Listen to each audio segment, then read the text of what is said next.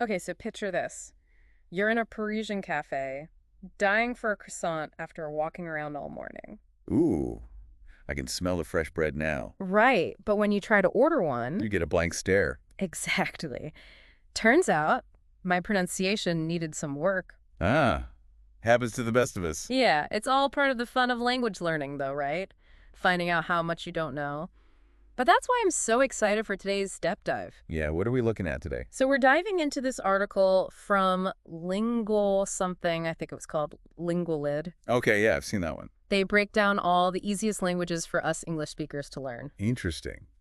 That could be a good one for our listeners. I think so, yeah. It goes beyond just like a simple list, though. Oh, how so? It actually dives into why these languages are considered easier, what kind of benefits there are, the whole 9 yards. That's really interesting because there are so many reasons why someone would want to learn a new language. Exactly. I mean, personally, I'm always down for a little self-improvement. Of course, who isn't? And learning a language seems like a great way to do it.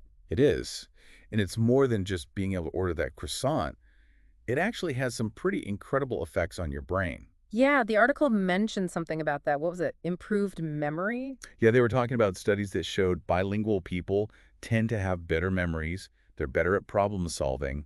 Some even think it helps protect against cognitive decline. Really? So, like, all those brain games and puzzles, I could just be learning Italian instead. Yeah. You know what? Maybe. It's like a workout for your brain. You build all these new neural pathways. Right, right. I see what you mean. But beyond the brain stuff, they were also talking about how it can benefit your career. Oh, yeah, that's a big one these days. I feel like everyone wants someone who's bilingual. It makes sense, though, in our globalized world. Yeah. And you're definitely not alone if you're thinking about learning a new language. I think the article said something like 3.3 billion people in the world speak more than one language. Wow, 3.3 billion? That's what, like half the planet? To a lot of people, I think it's becoming less and less common to only speak one language. It sounds like it. Okay, so back to the brain stuff for a sec. What exactly is going on up there when you're learning a language? So essentially, Yes. it's like you're building these new connections, Hmm. new pathways in your brain, and those make your brain stronger, more adaptable. So it's like building muscle, but for your brain. Exactly. Makes it more resilient, helps it stay healthy as you age. Wow, so it's like learning a new language is actually helping your brain stay young. In a way, yeah. It's pretty cool. It really is. But okay, enough about brains for now. I want to get to the languages. Right, of course. So, are you ready for number one on the list? Hit me with it. What's the easiest language for English speakers? Well, according to this article, it's Afrikaans. Afrikaans.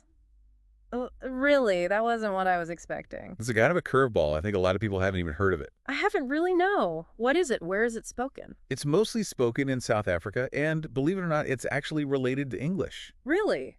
How so? They both come from the same family tree, linguistically speaking, the West Germanic languages. West Germanic, so like German is in there too. Exactly. And Dutch, and a bunch of others. Huh. I never would have guessed Afrikaans was related to English. Yeah, it's not super obvious just from listening to them. So how does that help us learn it, though? Just because they're related? Well, it means they share some basic similarities in grammar and vocabulary. Okay, I see.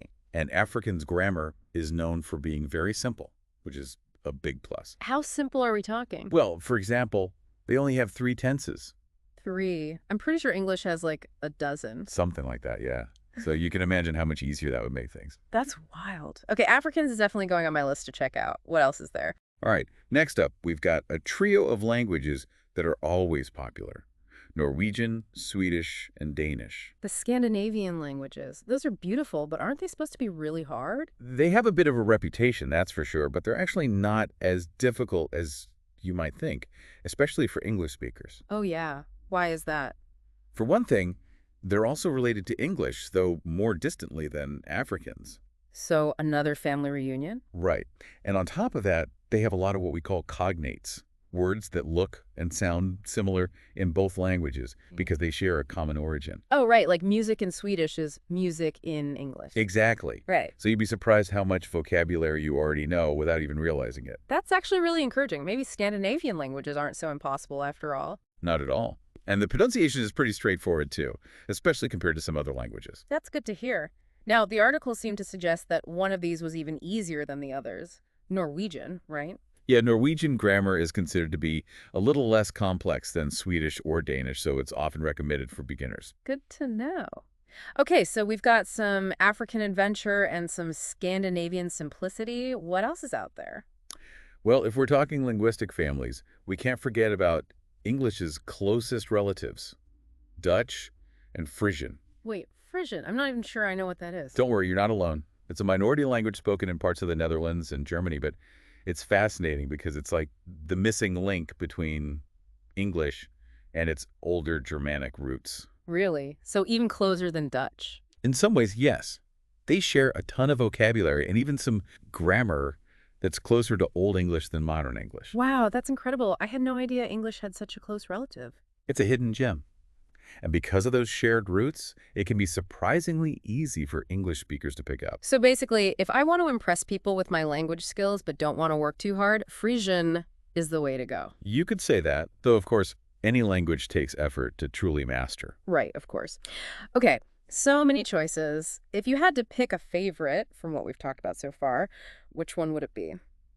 So many good ones to pick from, but I think for me, I have to go with the Romance languages, you know? Italian, French. Classics. Right, who hasn't dreamt of just like effortlessly ordering a coffee in Rome or something? I know you mean. They're definitely high on a lot of people's lists. And the article said they're not actually that hard for English speakers because of Latin, right? Exactly. That's one of the big advantages, those Latin roots. Okay, but I've heard that before. Latin helps with the Romance languages. But what does that even mean? Like, how does that work practically? So basically, it's all about shared vocabulary and grammar. Because Italian and French and Spanish, they all came from Latin, right? Right, like Latin is the grandparent and they're all the grandkids. They share a lot of similarities. So I already have a head start just from speaking English. In a way, yeah. You know how sometimes you come across a word in English and it just sounds like fancy? Oh, yeah, totally. A lot of times, those words come from Latin, and those same roots pop up in the Romance languages. So I'm basically already partway there without even realizing it. That's awesome.